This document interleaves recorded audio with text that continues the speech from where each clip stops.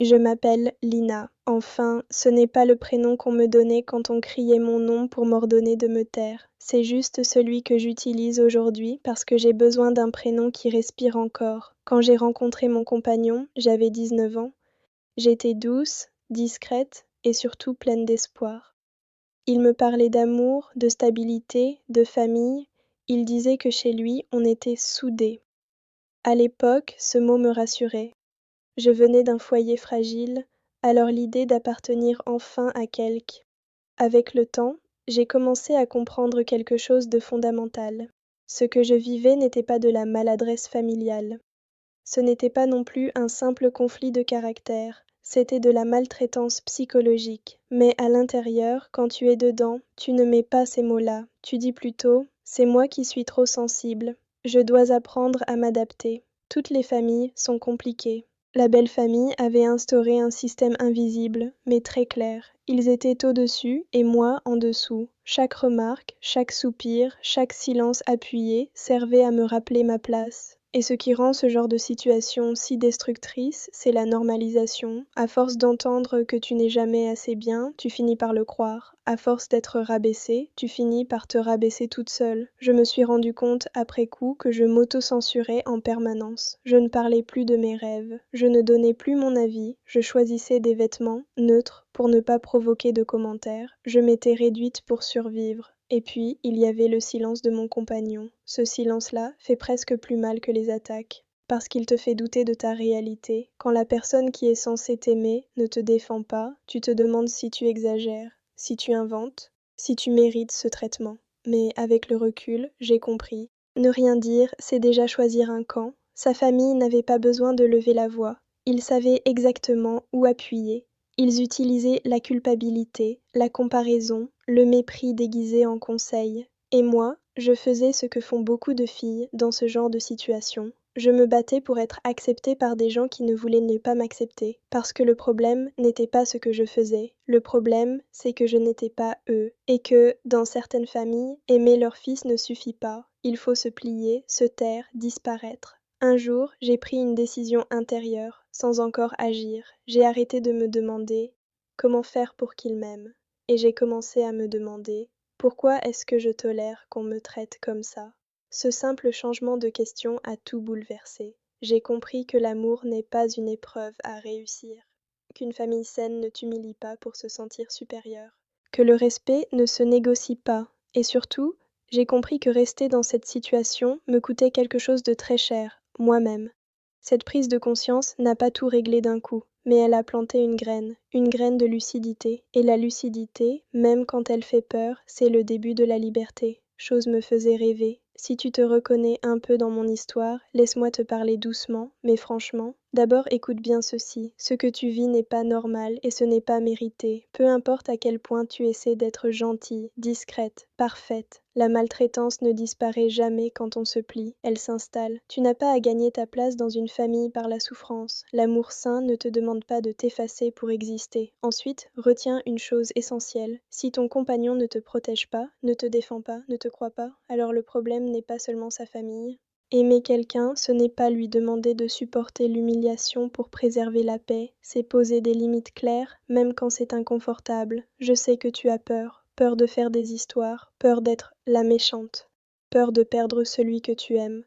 Mais dis-toi la vérité, tu es déjà en train de te perdre toi. Et personne ne mérite que tu sacrifies ta dignité pour rester aimé. Parle. À quelqu'un de sûr, une amie, une sœur, une personne extérieure. Mettre des mots, c'est reprendre du pouvoir. Observe aussi ton corps, la boule au ventre, l'angoisse avant les repas de famille, le silence forcé, les larmes en cachette.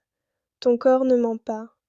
Et si un jour tu choisis de partir, sache que partir n'est pas un échec. C'est parfois l'acte le plus courageux et le plus mature. Tu n'es pas faible parce que tu as aimé. Tu n'es pas naïve parce que tu as espéré. Tu es humaine. Mais maintenant, tu as le droit de choisir autrement, choisir le respect. Choisir la paix, choisir un amour qui ne te demande pas de t'éteindre. Si personne ne te l'a jamais dit, je vais te le dire moi, tu mérites mieux que ça. Et un jour, quand tu repenseras à cette période, tu ne verras pas une fille faible, tu verras une fille qui a survécu et qui a enfin décidé de se choisir. Je n'ai pas compris tout de suite. Au début, sa mère me souriait, des sourires froids, mais je me disais que c'était de la timidité. Sa sœur me regardait de haut en bas, sans un mot. Son père ne me parlait presque jamais. J'ai cru que c'était normal. J'ai cru que c'était moi qui devais faire plus d'efforts. Alors j'ai commencé à me plier. Je disais bonjour plus fort. Je proposais mon aide sans qu'on me la demande. Je riais à des blagues qui me blessaient et surtout, je me taisais. Très vite, les remarques ont remplacé les silences.